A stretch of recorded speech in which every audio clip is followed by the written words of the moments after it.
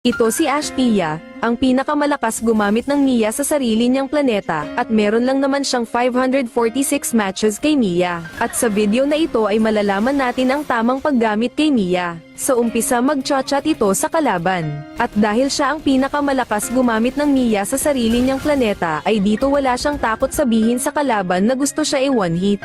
Dahil alam niyang malakas siya kaya sa early game pa lang ay pumapalag na agad siya. At kahit pinagtutulungan na siya ay pumapalag pa rin siya kasi para sa kanya siya lamang ang bida.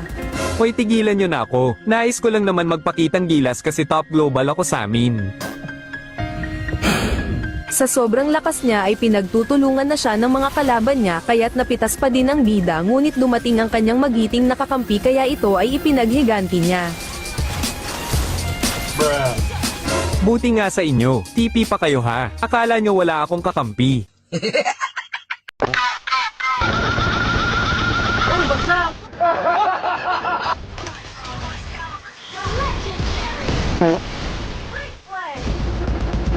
Yun na yun. Hindi naman one hit ang flame shot. Nagpapatawa ka ba? Gusto ata makatikim ng one hit ni Mia kaya sige pagbibigyan natin at ito tingnan nyo. Hey, y'all, come look at this. Hoy, ano yun? Saan galing yun? Another one.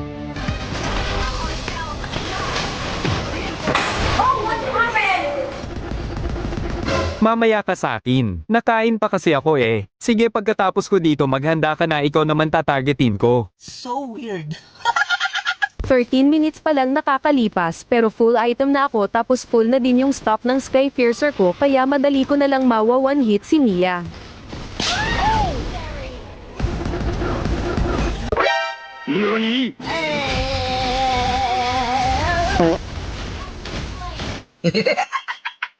Ayan, TP kasi inuuna eh. Ayan, tuloy naglaho ka din na parang bula. Talaga?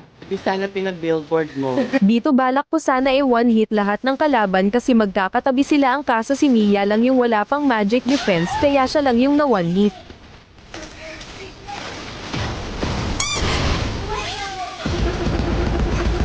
Last mo na yan, Kimi. Hindi na lang ako lalabas ng base, makulat ka ha. Akala mo mauutakan mo ko ha. Hindi na lang daw siya lalabas ng base para hindi ko ma-one hit pero hindi niya alam pagkabuhay niya ay wala pang 1 second ay pitas na ulit siya. Papansin na, Kimi to. 4 pa yung kakampi ko pero ako lagi yung tina-target mo. Target locked. Maglo-lord na sana kami kaso bigla kong nakita sa mapa si Mia kaya siya muna ang uunahin ko. Habang pitas pa si Mia sinubukan ko one hit si Odette at ito ang nangyari.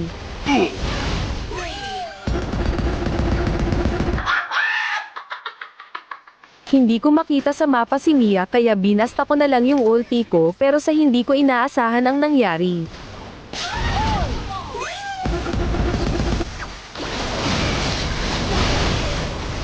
At dahil mabubuhay na ulit si Mia kaya inabangan ko na agad ito sa gilid ng base nila. Ayoko na. Suko na ako. Lipat ko na lang sa'yo, top global ko. Ang galing! Ang galing!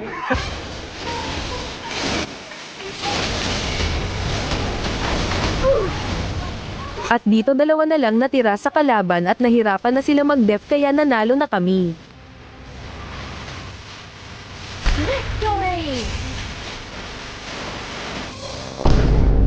Talo!